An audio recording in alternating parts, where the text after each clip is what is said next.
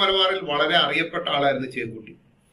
ഗവൺമെന്റിന്റെ ശക്തമായി പിന്തുണച്ചിരുന്ന അയാൾക്ക് പോലീസ് ഇൻസ്പെക്ടർ എന്ന നിലയിൽ സേവനത്തിന്റെ അംഗീകാരമായി വിരമിച്ച ശേഷവും മുഴുവൻ ശമ്പളവും നൽകിയിരുന്നു.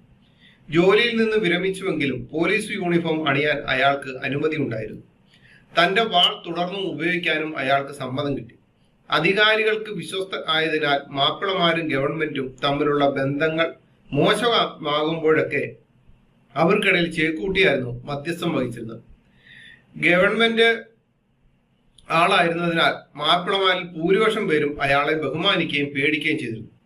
ഏതെങ്കിലും മാപ്പിള തന്നെ ആക്രമിക്കാൻ ധൈര്യപ്പെടുമെന്ന് അയാൾ ഒരുപക്ഷെ ഒരിക്കലും സംശയിച്ചിട്ടില്ലായിരിക്കാം. കുഞ്ഞഹമ്മദ് ഹാജിയോടൊപ്പം കലാപക്കാർ വീട്ടിലെത്തിയപ്പോൾ അവരെ നേരിടുന്നതിൽ അയാൾക്ക് തെല്ലും അമ്പരപ്പില്ലായിരുന്നു. എന്നാൽ അവർ അയാളെ യാതൊരു ബഹുമാനവും നൽകാതെ വെടിവെച്ചു കൊല്ലുകയും തലയറത്ത് കുന്തത്തിൽ കുത്തി നാട്ടൊട്ടുക്ക് കൊണ്ടു നടക്കുകയും ചെയ്തു.